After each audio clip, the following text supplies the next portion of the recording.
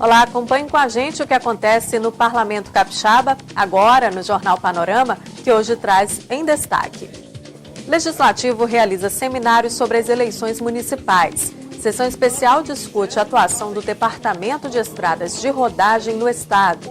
Deputada sugere incentivo às empresas que atuam no combate à violência contra mulheres. Evento na Assembleia Legislativa aborda as regras para as eleições municipais de outubro. Para explicar as principais mudanças da legislação eleitoral no pleito de 2016, a Casa do Vereador, que é vinculada à Escola do Legislativo, realizou um seminário no Parlamento Estadual. O especialista em Direito Eleitoral e procurador da Assembleia, Ricardo Benetti, falou sobre as alterações no registro de candidaturas. Eu destacaria o prazo, que agora vai até o dia 15 de agosto às 19 horas. A questão da reserva de vaga por sexo, que deve atender uma proporcionalidade de 70% a 30%, e questões específicas relativas às convenções partidárias. Outra mudança abordada durante o seminário foi referente à filiação partidária. Antes era necessário que o candidato se filiasse a algum partido político no mínimo 1 ano antes das eleições. Agora esse prazo é de 6 meses. Existe uma regra específica que pode vir no estatuto que ainda aumenta esse prazo. Alguns estatutos prevêem prazos maiores do que o de 6 meses. Já para falar sobre as mudanças na propaganda eleitoral, foi convidado o mestre em Direito Processual, Ludgero Liberato. Ele explicou o que é permitido e também as vedações em relação aos tipos de propagandas e as campanhas políticas. Se proibiu os cavaletes, se reduziu o tamanho do que pode ser divulgado, das placas. Hoje nós temos a questão dos adesivos, nós não podemos pintar mais muros, não podemos mais pintar paredes. É permitida a colocação de adesivos nos bens privados, desde que não ultrapassem o meio metro quadrado de dimensão. Essas propagandas de bens privados, os santinhos que serão distribuídos, todos eles terão que ter necessariamente a menção, o registro ali do CNPJ de quem contratou, da empresa que fez o serviço, elaborou o produto e também da tiragem. Ou seja, são mudanças que estão diretamente ligadas a uma redução do gasto, do custo da campanha. O financiamento eleitoral também sofreu mudanças. Agora só pode ser feito por pessoas físicas. É importante que os partidos observem nos recursos partidários se há algum recurso no caixa dos partidos que foi proveniente de pessoa jurídica, porque esse recurso que está em posse dos partidos e que é proveniente de pessoa jurídica não pode ser repassado aos candidatos. Esse é um cuidado especial que se deve ter, porque muitos partidos ainda têm em seus caixas alguns recursos que foram provenientes da época que era permitida a doação por pessoa, por empresas, ainda era possível. Lembrando que as pessoas físicas que quiserem doar têm que observar o limite de doação de 10% dos rendimentos brutos do ano anterior. É o limite legal que tem que ser observado. Ou ela pode fazer uma doação, superou isso, caso ela doe em serviço. Um serviço do qual ela exerce, que é a atividade dela, é a atividade habitual dela, ela pode doar a uma determinada campanha. Um motorista pode trabalhar como motorista de um carro de som e assim por diante. O candidato terá que estimar o valor desse serviço, quanto isso custou, e aí, na verdade, isso pode até custar até mesmo mais que esses 10%. O seminário sobre as eleições municipais 2016 foi realizado pela Casa do Vereador em parceria com o TRE, Tribunal Regional Eleitoral. Tivemos aqui assessores parlamentares, vereadores, candidatos a vereadores, advogados, estudantes de direito, e nós avaliamos positivamente o evento e queremos dizer ainda que, como eu disse durante a coordenação da mesa, que não foi o primeiro evento deste nível promovido pela Casa do Vereador e nem será o último.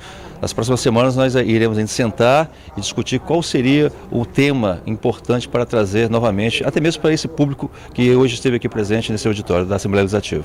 70 anos do DER. Sessão especial destaca o papel do Departamento de Estradas de Rodagem no desenvolvimento do Estado.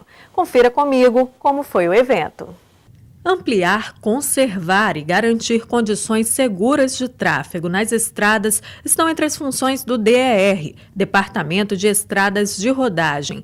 Além de obras rodoviárias, o órgão também faz intervenções, como contenção de encostas ao longo das rodovias e fiscalização do transporte intermunicipal de passageiros, com exceção dos sistemas de transportes urbanos.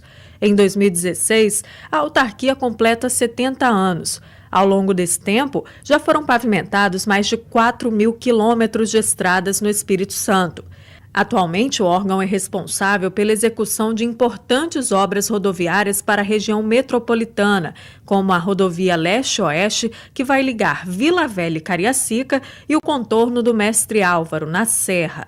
A trajetória e o papel do DER para o desenvolvimento do Estado nesses 70 anos do órgão foram lembrados na sessão especial realizada pela Assembleia. Nós temos investimentos nos 78 municípios do estado do Espírito Santo, desde a capital Vitória até municípios que estão na divisa, por exemplo, com a Bahia, como Pedro Canário, ou Minas Gerais, como Mantenópolis. Todos os 78 municípios são abrangidos de uma forma ou de outra por serviços prestados pelo DR. Então é uma autarquia importante, de abrangência, de 100% de abrangência estadual, atendendo a grande imensa maioria da população, diminuindo distâncias. A sessão especial foi proposta pelo deputado Padre Honório. Além de lembrar esses 70 anos, vamos também fazer o questionamento da importância das obras estarem continuando, aquelas que foram paralisadas, aquelas que poderão iniciar, levando para a comunidade mais mobilidade, levando para a comunidade uma logística mais resolutiva, evitando acidentes de carro, dando mais conforto às pessoas que precisam de utilizar essas estradas. Nós sabemos que muitos acidentes poderiam ser evitados se a estrada fosse melhor. E o DR faz isso permanentemente. E nesses 70 anos faz isso no nosso estado. Veja agora o resultado da última sessão ordinária da semana. Quem tem as informações é a repórter Gabriela Zorzal. Começou a tramitar na casa a partir da leitura em plenário durante a sessão ordinária desta quarta-feira, projeto de lei que trata da sinalização do uso obrigatório do farol pelos motoristas nas rodovias estaduais durante o dia. A iniciativa é do deputado Dr. Hércules. Estabelece que nas rodovias, nas BR, nos locais, nos trechos em que é obrigatório o farol aceso durante o dia, que tenha placa de sinalização no sentido de auxiliar o cidadão a acionar o seu farol.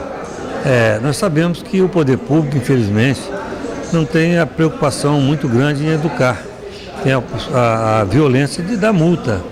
Então a nossa intenção é fazer com que nós possamos ajudar a população, lembrar que naquele momento que ele vai passar naquele trecho, ele deverá acionar o farol mesmo que de dia, em consequência disso, diminuindo essa violência da multa, essa indústria da multa, e também fazendo com que diminua os acidentes que nós temos certeza, mostrando as estatísticas, os países que utilizam os faróis acesos durante o dia, a incidência de acidente de trânsito é muito menor. E os projetos que estavam na ordem do dia permanecem em pauta para os trabalhos em plenário da próxima semana. Um dos destaques é uma PEC, uma proposta de emenda constitucional de autoria da mesa diretora da Casa, que passa de 30 para 60 dias úteis o prazo para autoridades responderem a pedidos de informação dos parlamentares. O projeto aguarda o segundo e último turno de votação em plenário. Voltamos ao estúdio. Obrigada, Gabriela.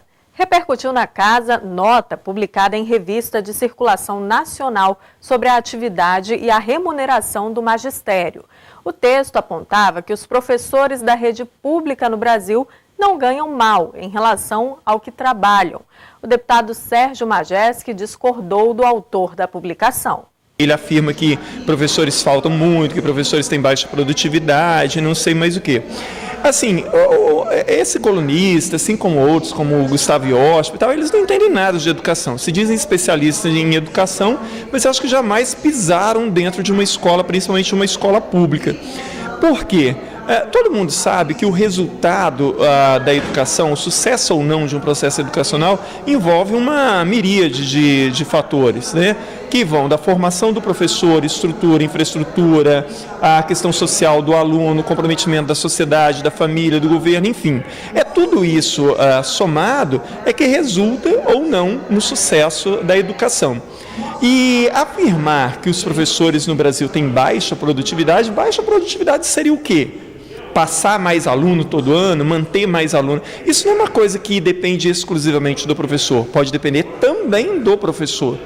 Então, no Brasil, o tempo inteiro as pessoas estão opinando sobre educação sem nada entender disso e vinculando, né, textos como esse em revistas de circulação nacional que acabam passando uma visão completamente deturpada da realidade. Eu estava mencionando ali a questão de países que revolucionaram a sua história, né, através da educação, como Singapura, como Coreia do Sul. Nesses países, o governo assumiu efetivamente a educação como prioridade. Então, por exemplo, em Singapura e na Coreia do Sul, para uma pessoa prestar vestibular para ser um profissional da área de educação, seja professor, pedagogo ou algo nesse nível, ele tem que estar entre os 30% melhores do país, ou seja, a média desses alunos tem que ser superior a de todo mundo. Ou seja, se atrai as melhores cabeças do país para a educação. Nada mais justo, porque são esses que formarão todas as outras profissões.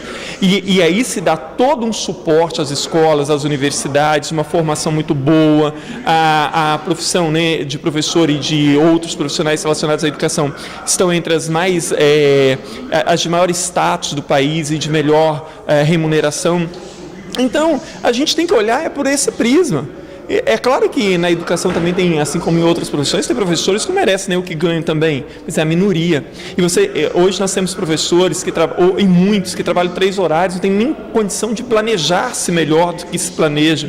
Então, assim, se deturpa a discussão a respeito dos problemas da educação, querendo inventar coisas por parte de pessoas que nada entendem de educação, como é o caso do Cláudio Moura, que fala, porque segundo pesquisa e tal, mas não menciona uma única pesquisa, de qual é a sua fonte, de onde ele está tirando isso. Então chega de enganar a população, né? A situação dos moradores de rua na região metropolitana da Grande Vitória preocupa o Parlamento Capixaba. Quem fala sobre o assunto é o deputado Amaro Neto. Eu acredito que precisamos fazer uma ação conjunta na Grande Vitória, tendo a parceria do governo do estado.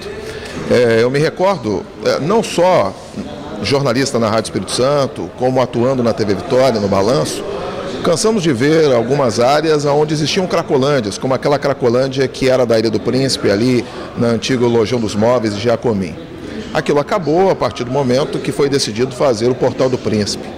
Começou a migrar a população em situação de rua e muitas pessoas que utilizam drogas no meio da rua e vivem como zumbis. Nós temos aqui na região da Enseada do Suá, onde fica a nossa Assembleia Legislativa, mas também temos muitas pessoas que estão nas ruas e não utilizam drogas. Acabam utilizando um outro tipo de droga, como é o álcool, mas elas estão nas ruas por falta de oportunidade, falta de emprego, problema e decepção dentro de casa. E elas estão nas ruas pedindo apenas uma oportunidade. O que eu quis contar na tribuna da casa foi uma experiência que eu vivi num sábado pela manhã, em que eu passeava de bicicleta com meu filho. Fui a um dos brinquedos na Praça dos Namorados e encontrei 5 pessoas em situação de rua. Meu filho me pediu para eu levar ele para os brinquedos, ele começou a brincar, eu começando a falar com meu filho, eles ouviram a minha voz, lembraram e viram que era o Amaro do Balanço Geral, e essas pessoas nem imaginam que eu sou deputado estadual. Eles olham a questão do meu caso de apresentador. E eu comecei a conversar e cada um contou a sua história. Um era lavador de carro, os outros estavam na rua, mas já trabalharam como cozinheiros, uma senhora era faxineira, e ela falou assim: Amaro, eu só preciso de uma oportunidade. Eu não preciso de arroz com feijão, eu não preciso de cesta básica, eu preciso apenas de um emprego. Então, assim, nota que se a gente quiser, com um pouquinho, sociedade, instituições, igreja, prefeitura e empresariado, a gente consegue diminuir muito essas pessoas que vivem em situação de rua. No caso daquelas 5 pessoas, eu vi, era um banho e encaminhar para o mercado de trabalho. É difícil?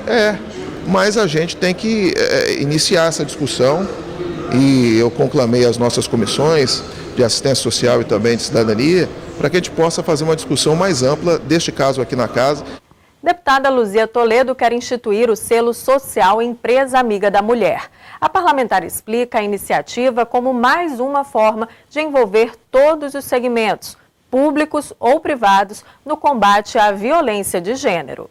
Todas as empresas, principalmente aquelas onde trabalha um número muito grande de mulheres, essas empresas deveriam ter exatamente esse selo. É um selo de compromisso, né?